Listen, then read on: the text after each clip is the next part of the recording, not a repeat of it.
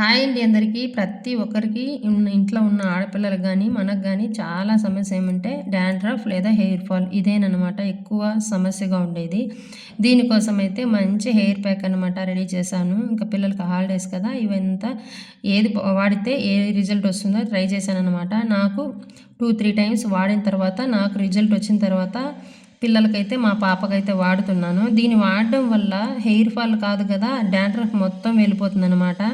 2, 3 times try చేయగానే hair pack ఖచ్చితంగా remove అయిపోతుందనమాట dandruff. దాని తర్వాత హెయిర్ గ్రోత్ అవ్వడం మొదలవుతుందనమాట. ఫస్ట్ ఈ డాండ్రఫ్ వెళ్ళిపోతే నిజంగా దాని తర్వాత హెయిర్ ఫాల్ అనేది అవ్వదు.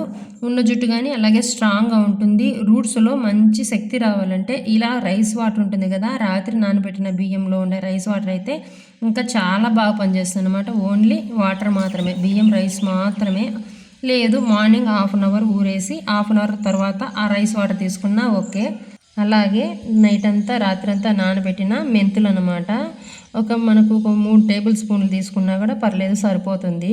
దాంతోపాటు ఈ వేపాకు ఇంకంటే రైస్ వాటరు ఇవి 2 మిక్స్ చేసి, ఈ 3 మిక్స్ చేసి రైస్ వాటర్ ఇంకో విధంగా కూడా వాడతారనమాట. ఒక స్ప్రే బాటిల్లో స్టోర్ చేసుకునేసి ఇంకా స్నానం చేస్తాం హాఫ్ అన్ అవర్ అందులో.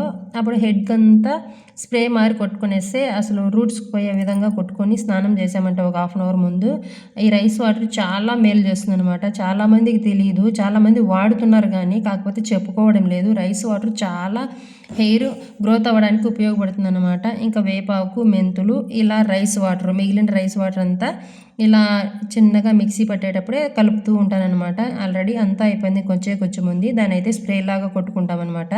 దానికని వేస్ట్ చేయకూడదు.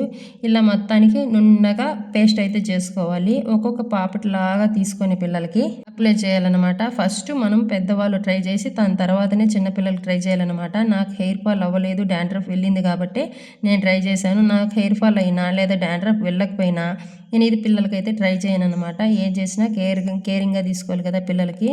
ఇప్పుడు రూట్స్లో అసలు మా పాపకి చిన్నగా అక్కడక్కడ మాత్రమే డాండ్రఫ్ ఉందన్నమాట. అది టోటల్గా రిమూవ్ వెళ్ళిపోవాలనేసి హెయిర్ ప్యాక్ అయితే వాడానమాట. ఫస్ట్ టైం మా పాపకు వాడుతున్నది. హెయిర్స్ అయితే గ్రోత్ ఉన్నాయి కానీ డాండ్రఫ్ మొదలైంది కాబట్టి హెయిర్ ఫాల్ అవ్వడానికి కూడా ఛాన్సెస్ ఉంది. దాని తర్వాత ఎక్కువైతే మనం ఏం చేసినా వెళ్ళదనమాట.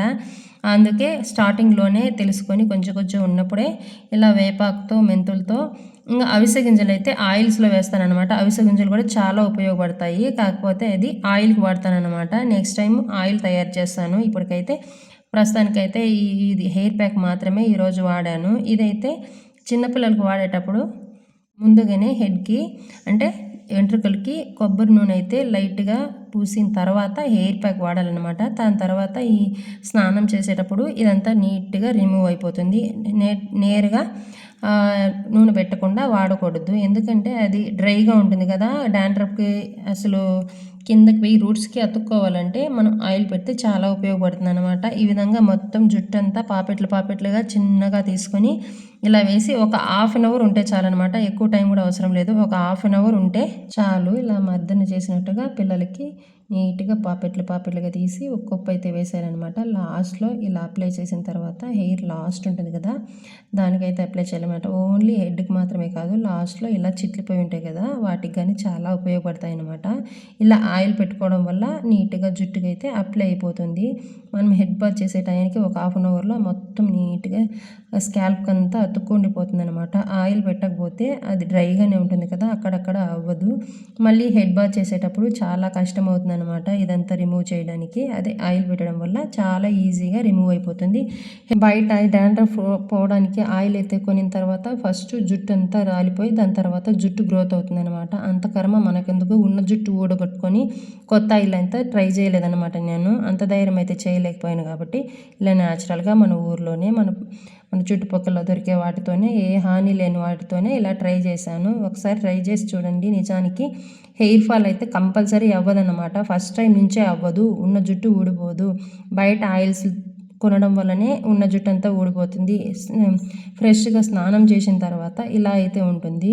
నిజానికి అక్కడక్కడ స్కాల్ప్లో కానీ ఉన్న డాండ్రఫ్ కూడా రిమూవ్ అయిపోయింది.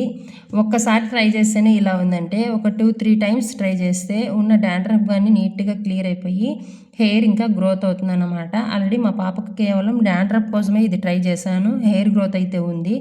ఇంకా ఇలా మనం ఉందిలే కొంచెమే కదా అని నెగ్లెక్ట్ చేస్తే ఉన్న జుట్టు గానీ ఊడిపోయే అవకాశాలున్నాయి. కాబట్టి ఇప్పుడుండే షాంపూలు, కల్తీలు అన్నీ చాలా కల్తీలు కాబట్టి ఇలా న్యాచురల్‌గా అప్పుడప్పుడు ట్రై చేస్తే జుట్టు చాలా ఆరోగ్యవంతంగా ఉంటుందనమాట. అండ్ ఇలా వేపాకంతా కొంచెం కొంచెం ఉన్నా గానీ ఇది ఇలా ఆరిపోతే అంతా రాలిపోతుందనమాట. నీట్‌గా క్లీన్‌గా ఉంటుంది. ఇలా ఒకసారి ట్రై చేసి చూడండి హెయిర్ ప్యాక్‌నైతే. మీకు ఉపయోగపడుతుంది. నిజానికి చాలా వాస్తవంగా చెప్తున్నాను. నాకు వాడిన తర్వాతే మా పిల్లలకి వాడుతున్నాను. ఒక 2 సార్లు వాడి ట్రై చేసి చూడండి. బయట మందులు కొనడం కన్నా ఇలా దొరికిన వాటితోనే ట్రై చేసి చూడండి. హెయిర్ గ్రోత్ చాలా బావుంటుంది. నచ్చితే లైక్ చేయండి.